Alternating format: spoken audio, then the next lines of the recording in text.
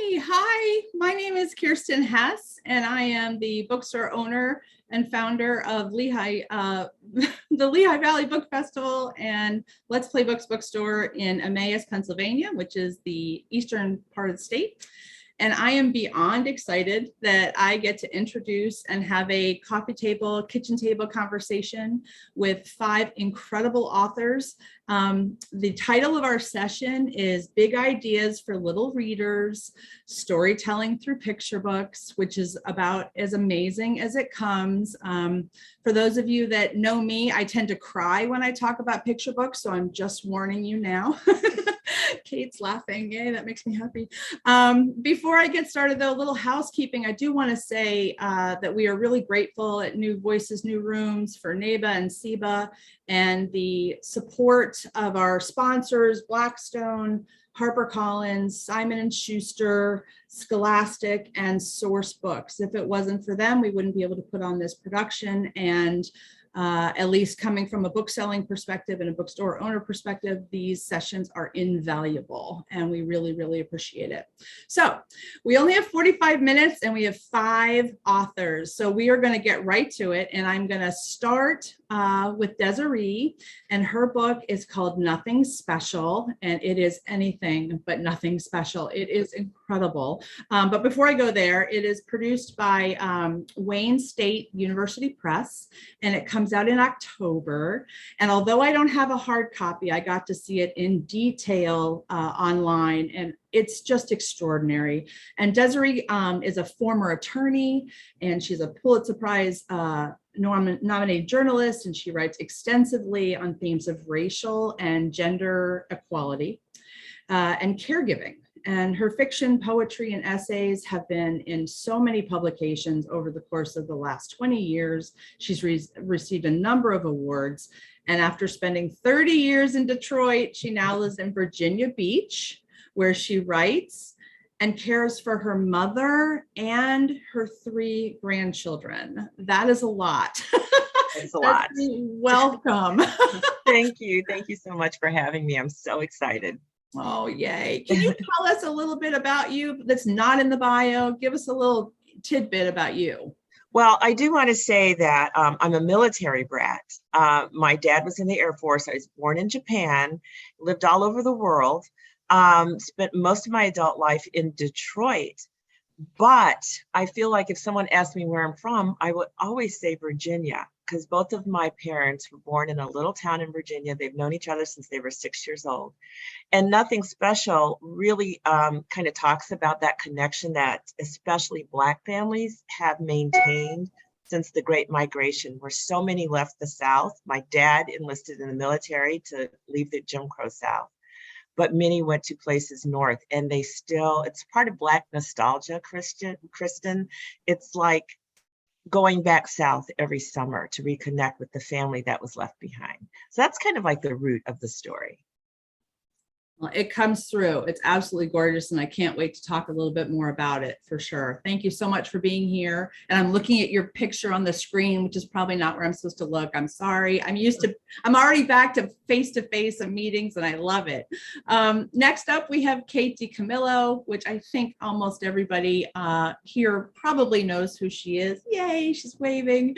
And other than 2 Newbery medals, you know, she's has a couple books under her shelf, many of which we absolutely adore. Actually, most we adore. In fact, the most recent, The Beatrice Prophecy, I freaking love that book. And I wish we could have a whole hour just on that. But having said that, her new book, A Very Mercy Christmas, and I keep saying Mary, A Very Mercy Christmas, comes out on September 27th from Candlewick Press. And we are beyond excited, Kate, to have you with us. And I'm not sure if you can tell us anything that we may not already know about you, but I've got something funny to share with you later if we have time.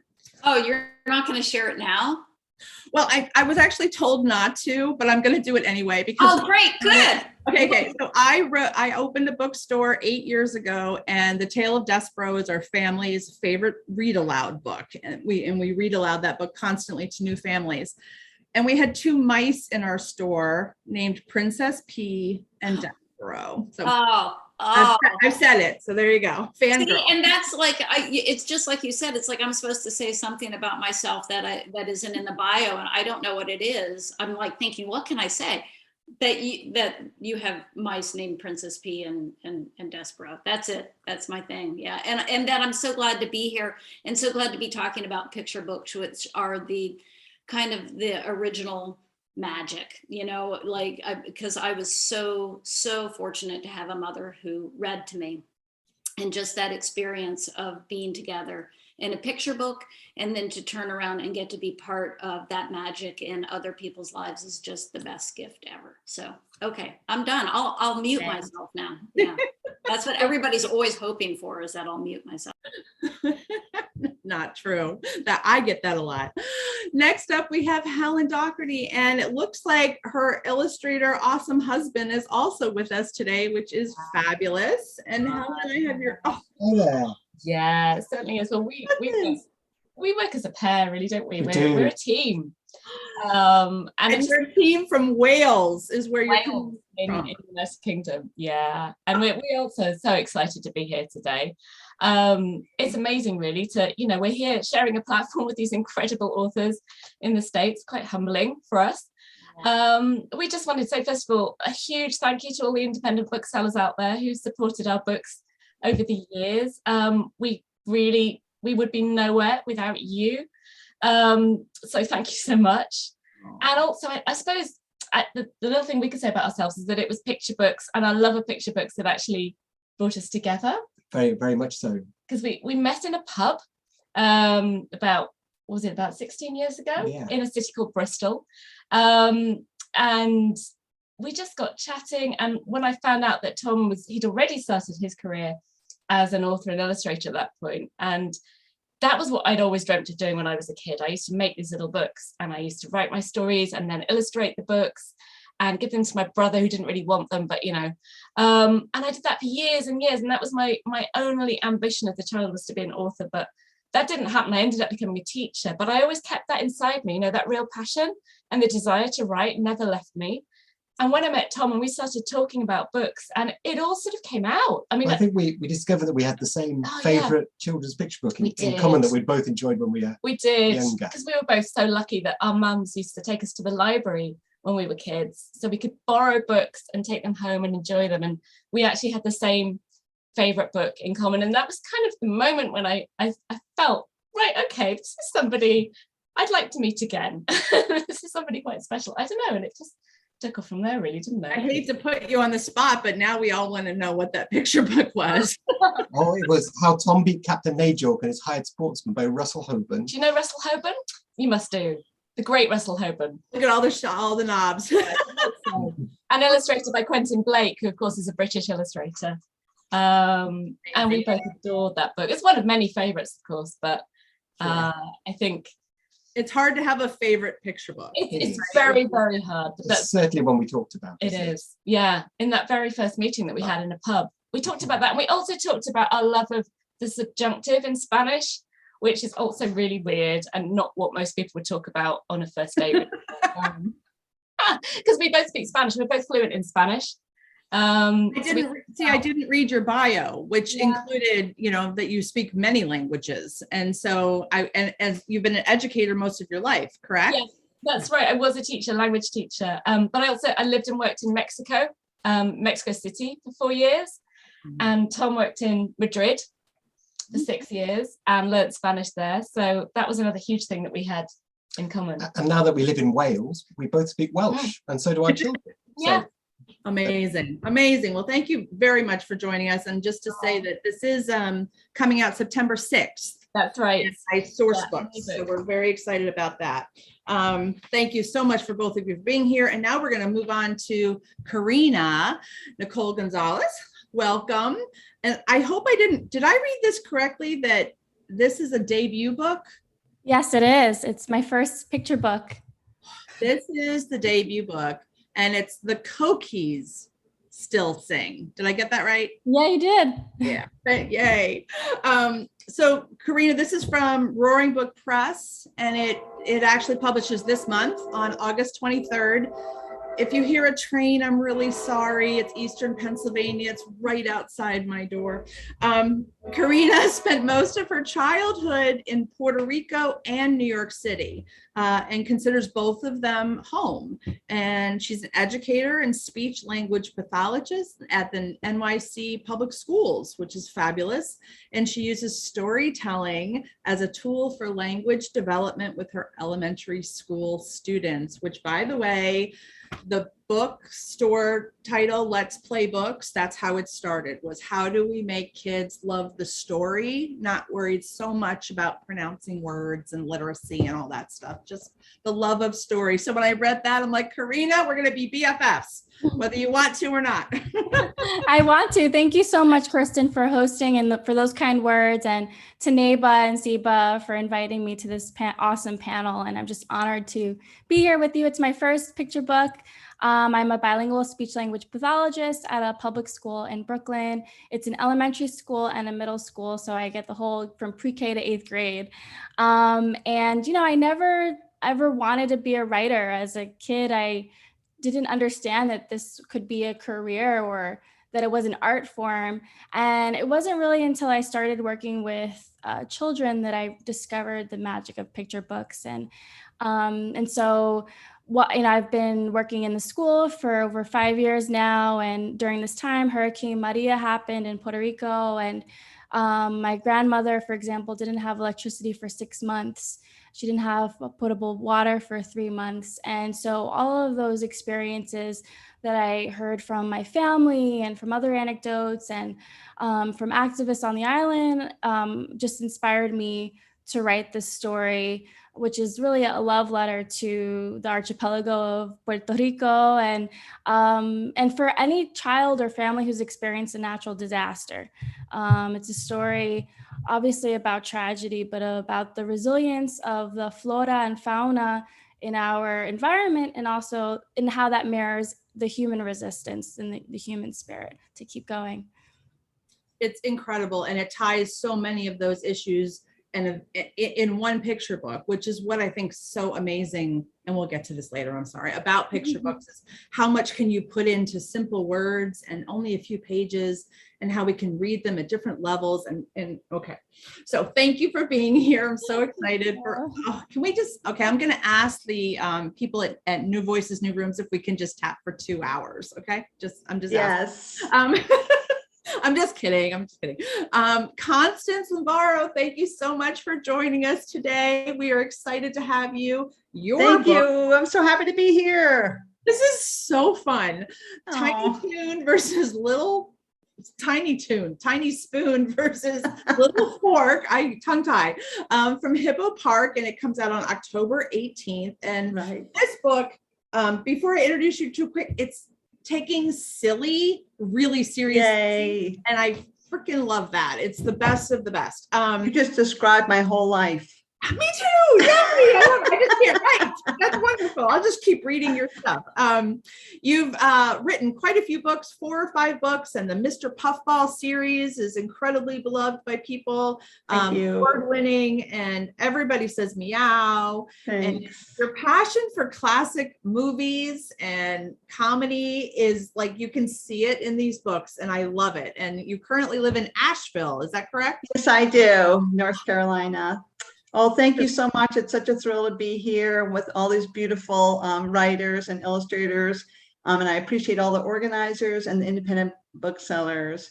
And as far as talking about something about myself, I thought I'd share a story that when I was about 5 years old, first of all, I grew up in a house that thankfully did have some books and lots of library visits. And when I was about 5 years old, I said to my dad, that I had a story that I wanted to tell him. And he said, wait a minute, I'm going to go get, I hope I don't start crying, but I'm going to go get my legal pad, his paper, some paper and pen, and write it down. And I really have a strong memory of sitting next to him and telling him my story. I don't remember what it was, and he wrote it down, and just how incredibly, how much I felt acknowledged and seen, and like, wow, this is something I can really do. And I'm being taken so seriously. I was one of 5 kids, and for my dad to take that special time to write down my story just had a huge impact on me. Sorry. That's amazing. And I think it totally showcases that the smallest thing, right? 30 seconds, 2 minutes. Desiree, your book, the connection to a grandparent and slowing down. I mean, we could just go on forever, which is part of what I want to get us started talking about, even if it's casual, if we only get through a couple things, the idea that picture books probably are also harder to write than a lot of things. And a lot of people don't know that, but booksellers do, I think. How do you capture all of this in so little words? And that these 5 books all showcase, they speak to differences and distress and anxiety, loneliness, sadness, I mean, the whole gamut. But they also somehow, through your magic, are comforting, and they showcase family and resilience and joy and hope. And, you know, it's mind-boggling to me, the power that one picture book can have in one child's life. And I just kind of want to talk around robin a little bit about what that means to you. And do you feel that way as an author? Do you know that you're impacting a child that you will never meet, that you will never have any idea? Helen, and I mean, you met your husband through a picture book. You know, what does that mean to everybody? And maybe Desiree, if we could start about your book, Nothing Special. Before I go on, there's one image, and your words are magical in this book, but there's one image that's created of the grandparents and the child on the porch swing looking up at the stars. And I got goosebumpy and said, that's magic right there. Aww. Thanks, Kirsten. The whole thing is magic for me. If I can, because of it depicts my dad who died in 2020 and my grandson. So in the book, they're grandfather, grandson, but they're really great grandfather, great grandson. And so it's just very heartfelt. If Nikki, if you can show the first slide really quickly. I only have 2 slides, so I'm not going to torture you guys. But that is literally my dad. I'll show you a face-to-face, a side-by-side in a second. But their relationship. So especially over COVID, they were separated at first. And then when they could get back together again, when it was safe, they were inseparable. And my dad definitely did the slow down, low tech kind of things. Of course, he was much older, so that's all he could do. but my kids were raised in Detroit. And so coming down south every summer was all about the slowdown and all about the low tech, and all about being outside. It was about crabbing. It was about making kites. It was about playing in the backyard. My dad constructed a backyard playscape for the kids that does show up in the book. And so nothing special means they're going to do nothing special, something that's just very ordinary for an older generation and is totally magical for a younger generation. The book is very tactile, as you can see. The artist should really be here because she handmade everything. Everything you see was made by her hands, to it including the clouds, the water that shows in other pictures, the quilt, the little puppy that people are talking about underneath the bed, the little pads on the puppy's feet, everything. And then she photographed it. So it's infinitely interesting when you look at it as a child or as an adult. You will see the M on the child for University of Michigan and the V, University of Virginia. That's a nod to where my alma mater was, University of Virginia. But that depicts the North-South connection that happened with a lot of Black families. And then that hat shows a lot as well. It's a U.S. Air Force veteran hat, which you could see in a clearer picture. And I'll just do one other thing because I'm trying to babble here. If you can just show me the other one, Nikki, really quickly, so I'm not hogging too much spotlight here. That's my dad. Look at that, people. That woman is insane. Her name is Beck Sloan, the illustrator. But really, I mean, so you can imagine how hard it was to know he's gone, and I'm looking at that image all the time. It's like she resurrected him. He has that outfit, and so does my grandson, Jax. They wear those clothes. So it's very true to life for us, but I'm going to tell you those illustrations are stratospheric. And I just know that visitors to your bookstores are just going to love thumbing through that, and hopefully they'll want to take it home with them. But each page just has just so much to unpack with the illustrations along with the story. Oh, you are not kidding. I was blown away looking at this. And last night I took my family, my husband and my daughter through all of the images, and I didn't want to talk too much about the illustrator because we have you here, and the words of this book are magical, and they take us somewhere all by themselves, and this combined, it's just exponential, just fantastic. Thank you so much for bringing this to life, because we're gonna love it for forever. It's gonna be a classic for sure, no doubt. And then, I think one of the things when I first saw the list of who we were going to talk to today, and I saw a very Mercy Christmas, I'm like, okay, Mercy is like our favorite pig in the world. And everybody, we have 2 big cats here, and one of them was going to be named Mercy, but they came from the shelter with different names, so we kept them as they are. But Kate, can you talk to us a little bit about the development of deciding to make a Christmas book about Mercy? Yeah, I was thinking about when you were doing the introduction and you said that we were going to talk about where the book came from. And it's just like, wow, the thing about Mercy is always on my mind. And she's one of those fabulous characters, and kids have figured this out too, where all you have to do is think of a situation and you put her in it, and then a story gets told, because she's so monomaniacal. She cares about one thing, which is toast with a great deal of butter, and so it's just like anytime you put her in a situation, it always ends up there. So, but when we were looking at the illustrations before we started, Chris Van Dusen is these books just, they're his even more than mine. But when I look at what he's done, it reminds me of growing up. Even though I grew up in Central Florida, we had, so we didn't have snow on the ground, but we had a bunch of neighborhood kids, and we would go caroling every year. And of course we didn't have a pig either, but it was that kind of, that thing of everybody like coming together kind of in a haphazard way, and then magic happening, which is kind of, can we see the next slide where look at this, look at what Chris Van Dusen does. And this reminds me of Whoville, with all the Who's standing and holding hands. And to me, this captures the magic of that not only of the season, but also of a neighborhood and of people coming together, and all kinds of people, and horses and pigs. So it was an absolute delight to work on this. And then that's multiplied 1,000-fold by watching Chris do the art for it, and being really moved by it, and also laughing at it all the time too. So yeah, that's me. Quite literally. I'm sorry. I was just saying it's magical, quite literally. I mean, just like we were talking about the image that I loved from Desiree's book, there's something about slowing down and looking up at the stars that does take you somewhere else. And Chris captures that here, obviously, beautifully. Yeah, and captures the uniqueness of everybody.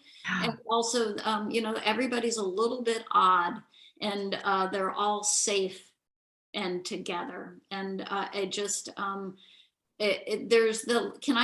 I read the last line of the book? Sure. Not like I'm going to give anything away, and then I'll go away. Right. They stood together, and above their heads, above Decaloo Drive, above the tired and hopeful earth, stars were shining down. And that is what Chris captures so beautifully here: the tired and hopeful earth, and still the stars are shining down. Okay, I'm done. Thank you. The magic of picture books right there. You nailed it. Thank you. Thank you so much. And Helen, I think we're going to talk to you guys next. I mean, the reality is when I first saw the title of this book, I knew we were going to be dealing with rhythm and pacing and the comfort and fun, but it's way more than that. And it's when I first read it, I was like, oh, this is such, I mean, of course it's a book to be read aloud, because in my world, every picture book is meant to be read aloud, but this screams, can we please read this aloud? Is that kind of what you felt like making sure to do? Yeah. Absolutely. I mean, it's the, I've got to say first, Blue Baboon Finds Her Tune is the shortest text I've ever written. And I almost felt like, can I actually get away with this? There are so few words in the book, and it's all written in monorhyme as well, which was a completely new challenge for me. I mean, all my other books, like the Snatcher book, Storybook Night, Pirate Nails Tales to Tell, they're all written in rhyme as well. But this book is in monorhyme, and it has so few words on each page. But I wanted to bring a lot of emotion to the story, and I wanted to see how I could do that with so few words. I just want to say that the idea for the story very first came because where we live, you can see in the picture here in Swansea, we live by the sea, and around about this time of year, the end of August, beginning of September, we get these incredible harvest moons rising up over the sea, and we can actually watch them from our window sort of travel across the bay at night, these orange moons. And the phrase orange moon, blue baboon just popped into my head one day as I was walking the kids to school. You know, these, I'm sure all you other authors will appreciate how this can happen sometimes. And a phrase comes into your head and it kind of gets stuck there, and it's like, okay, what am I going to do with this? and then I started thinking about the character of Blue Baboon, and playing around with different rhyming words as well. But actually, and challenging myself to write it in monorhyme. But actually, there's a real emotional heart to this story, because I think Kate touched on it earlier about how all of us are a little bit odd, but we sort of need to feel appreciated, and we need to feel a togetherness as well with others, even if we're a little bit different or a little bit strange in some way. And I think Blue Baboon is a little bit like me, actually. I think many of my books are slightly autobiographical, and this one certainly is, because as a child, I was always the kid with my head stuck in a book, maybe a little bit different, felt a little bit different. Sometimes found it hard making new friends initially, until I'd found the friends who really appreciated me for who I was. And I think, I think that Blue Baboon's a little bit like this. So at the start of the story, she's very optimistic. She spies this bassoon in the park, and there's some other animals playing beautiful music, and she thinks, oh great, I can join in with them. So she starts to play the bassoon. If you move on to the next slide, maybe we can see how, unfortunately, when she plays out of tune. And of course, you can see all the reactions of the different characters on this page, from the moon to the owl to the cats, and of course the other animals in the little band. And they're all quite put out by this terrible noise that she's making. And actually, she gets the bassoon confiscated. But then she finds a balloon, and she flies off, taking the bassoon with her. And she ends up all on her own. She flies across the city, and I do actually love this page that Tom illustrated, where she flies right across the city, and lands on a distant dune, where she plays the bassoon on her own. So you can see she's sitting here. She's, she wants to make her music, but she hasn't really been accepted. So she's just going to do it on her own anyway, because that's what she does. And then at the very end of the story, I don't know whether you can see the little heart balloon that's traveled all the way with her. If we just go back to the previous page, you can see the heart balloon over the dune. And actually, there's somebody, and I'll just maybe do a quick reveal on the next page. There's another baboon, green baboon, who starts to croon, and he's also out of tune. And so she finds somebody else who also sings out of tune with her, but because they can do that together, there's a new harmony there, and actually all the others come to join them at the end of the story. And so there's that wonderful moment of togetherness. And so it's a story about being a bit different. It's about that search for acceptance, but also for self-acceptance as well. So I think it's got a real emotional heart to it. And even though it's got so few words, I hope that all those emotions come across, and that children can relate to Blue Baboon in the story. They will. It totally comes through. I think, we've all been talking about this, and I think it is true that, the best art and the best picture books take very personal experiences or very magical experiences, and they somehow make them universal so that everybody can share them and everyone can understand them, even though it's something that maybe you as an individual have felt just for yourself, but you sort of make it available for everybody to enjoy and relate to. Absolutely. And I hope that's what our stories and the pictures that I create can do. Yeah. And so just to talk quickly about the illustration side of it, obviously when I wrote the stories, as always, I don't necessarily have a very clear picture in my head of how it's going to look. And that's where Thomas comes in with his amazing artwork. And obviously to start with, we had this blue baboon. Where were we going to put her? And we quite quickly decided, didn't we, that she'd be in she started off in the jungle, but I quickly thought it'd be great for her to be in the city. And that suggested some of the other incidental characters. In fact, this book was such a pleasure to illustrate because there were so few words. In fact, it left it so open for me to develop the visual narrative. There's no mention of the band that you can see here in the text. Well, it was in the illustrator's notes, but it didn't specify who they were or where they were. And I think your idea to make them this band that was great. And we have to mention this is our dog, Tessie. This is what I mean about personal experiences feed into your art. And there's a puppy we got just before as we started. We got her in lockdown actually. And I think you can see there's a slight resemblance to. She's a lockdown puppy, and she made it into a book. That's amazing. She plays the sax in real life, though. Unfortunately, not.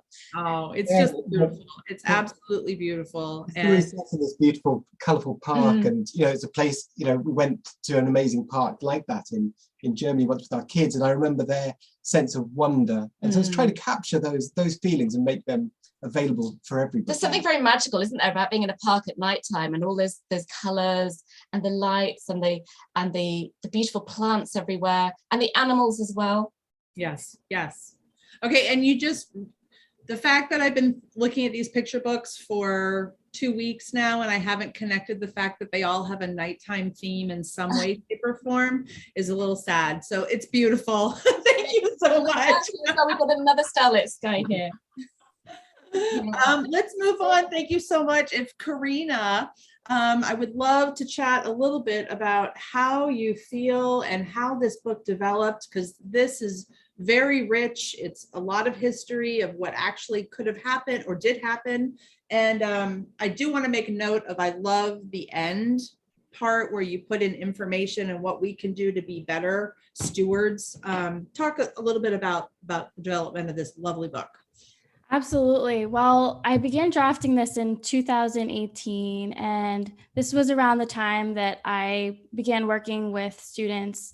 And I realized I discovered the magic of picture books. Not only does it promote bonding between parent-child or teacher-student, but it's also not just for kids. Picture books are also for everybody. They're also for the adults who read with them. And when I discovered that, it blew my mind. I never really understood that as a kid. And, picture books can promote visual literacy, emotional literacy, empathy, compassion, understanding for others. And also, I hope this doesn't sound too corny, but a book like mine, I feel like it could be a discussion about our responsibility to community and social justice. And that's why I included in the back a list of organizations that I've discovered that have really helped the community, providing solar panels or providing meals to people who live in the mountainous regions who have had difficulty accessing food, especially after Hurricane Maria. And so this scene, for example, was just beautifully composed. I think it's like the perfect triangle that you want to see in a composition. Your eye goes from the bottom left, the protagonist of the story, Elena, up to her father, and then the grandmother and her brother. And Crystal, I didn't tell her how to illustrate any of this. I thought this was a very intimate moment, and her, having the characters give her back to the reader, I thought was really sensitive and, dignified their experience, because we don't always have to see the emotional turmoil on their face. You can feel it just by the way that the scene is composed. And it's just, and this scene in particular, like, was very emotional for me when I first saw it. And then there's another scene where we see Elena, the protagonist, crying in her hammock. And we don't see children crying in picture books. I don't remember as a kid me seeing a kid cry in a picture book. And I think that's important. Children cry, adults cry, and to see that in a picture book, I thought was comforting also. So yeah, Crystal did an amazing job. And when I saw these, I had a very emotional reaction. Well, when the reader, i.e. me, read it, I had a very emotional reaction. And the slide that you just showed, I mean, the last line being, "You're alive." They were alive. And I think we often get into conversations with people, is this too much information for a child to see? And our experience is always, if a child can experience it, then another child can read about it. And I think this book does an extraordinarily good job of connecting us to what it may be like to not hear the Kokis sing anymore because of what has happened to our world. And I mentioned the end, but on the simple side too, being able to put in a glossary and how to pronounce things, because I was not pronouncing that Koki at all. I'm not a language. It's absolutely beautiful. And I love how everyone's talking about illustrators too, and the connection. And I'm just noticing the time and realizing I really do want another full hour with everybody. So if we can make that happen, great. Okay. Thank you so much, Karina. And Constance, I want to chat a little bit about this funny book that also is about nighttime. I mean, hello, putting babies to bed and having dinner is pretty difficult. But way beyond that humor is the seriousness and the creation of a spoon and a fork. They work together much better than they work together separately. Definitely. And that's really the heart of the story. I hate to correct you, but it's actually morning, and it's they're having breakfast. But night's also good. But I'm inspired by everyone's books, I just have to say also. But so this book, the inspiration for this book was, my son is now 19, and when he was a baby, the first time he was eating solids, and you're trying to feed them, and you're getting close with the spoon, and then they turn their head and there's like food everywhere. And I immediately, just experiencing that, knew that had to be a picture book. But it's taken this many years to really make it all come together. At first it was just a wisecracking spoon, like, I'm gonna get in there and feed that baby, and then the fork came into the story, and now it's really about two characters who think they're enemies, and become and how teamwork develops. And I just want to talk also about the magic of picture books, which to me happens on so many levels. One being, when you're reading books to very young kids, I remember so strongly picture books from my childhood, and you just have the opportunity and the beauty of making such an impact as far as emotions and characters. I love this page so much. I'm so lucky to have the wonderful comic book duo Dan and Jason as my illustrators. Turning it into kind of a graphic novel for kids. It really adds to the humor. They're so awesome. And this is one of my favorite pages. Just the expression on the baby's face, and the action of the sailing through the air, and the funny little Bubby Wabbit. But as far as kids experiencing the book, even when they're pre-literate, and just being able to look at the beautiful pictures or the funny pictures and look at all the expressions and tell their own tale based on that. I did read this book to my neighbors, and it's a 4-year-old girl and her little baby brother. And on that last slide, it was funny that when she saw that picture of the spoon and fork being thrown by the baby, of course, she said, "My brother does that." And I think, kids just being able to see the humor in the everyday, and also things that they can relate to in picture books, just helps, I think, makes them come so alive. And I wanted to talk about this page because also this page is really important. Thank you for staying on this.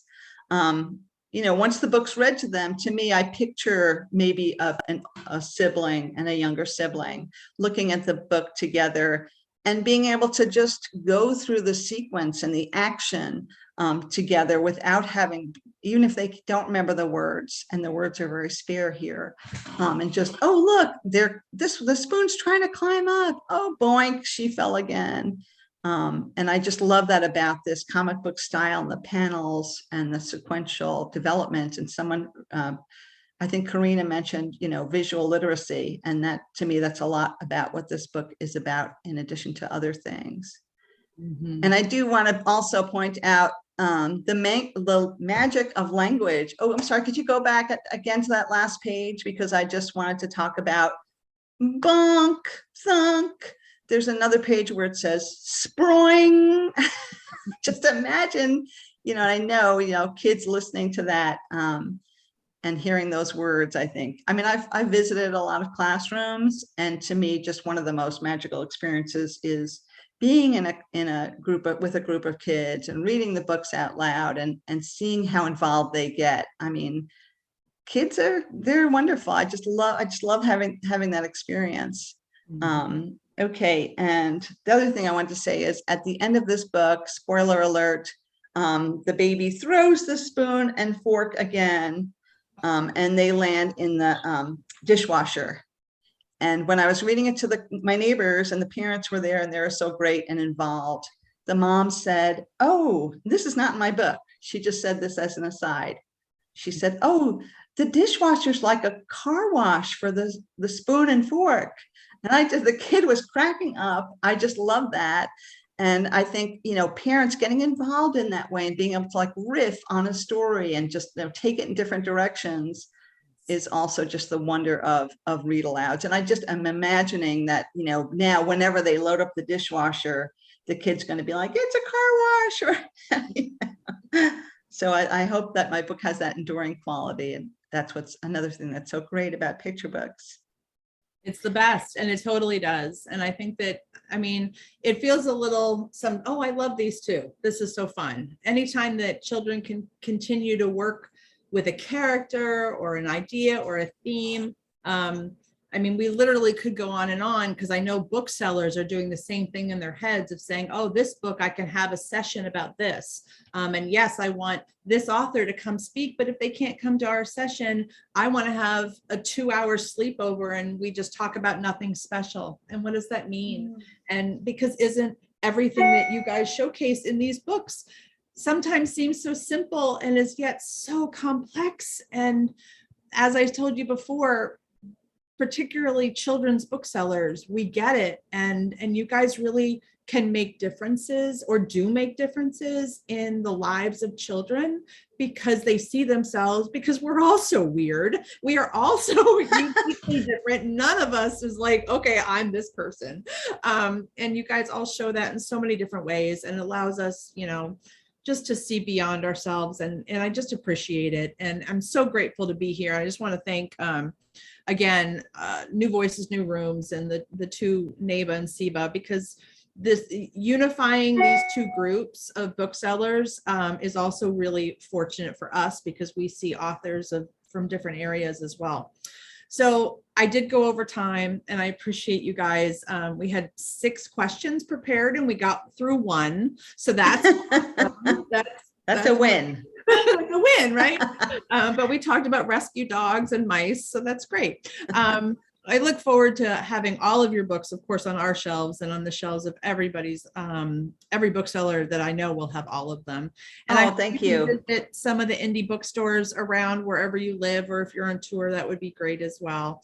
And today, from a housekeeping perspective, I think we have a full day of programming through New Voices, New Rooms, which goes all the way to our dinner hour, where it's a 7 p.m. session with, I'm going to list the names because I'm going to forget them, because one of my favorite novel YA authors of all time, Tiffany Jackson, is tonight. And I'm like, oh my gosh. Tracy Dion, which, okay, there's a lot of names here. Lamar Giles, Justina Ireland, and Tiffany Jackson. So start with breakfast with us, and then in the dinner, it's going to be a great day. And Karina, Desiree, Kate, Constance, Helen, and illustrator. Wait, I have to just say this one more time. Thomas, thank you for joining us. Absolutely love these illustrations as well. So have a great day. Thank you. Thank you. Thank you, Thank you very much. booksellers. Thank you. Thank you. Thank you for a good morning. Bye, everyone. Wonderful. Bye. Bye.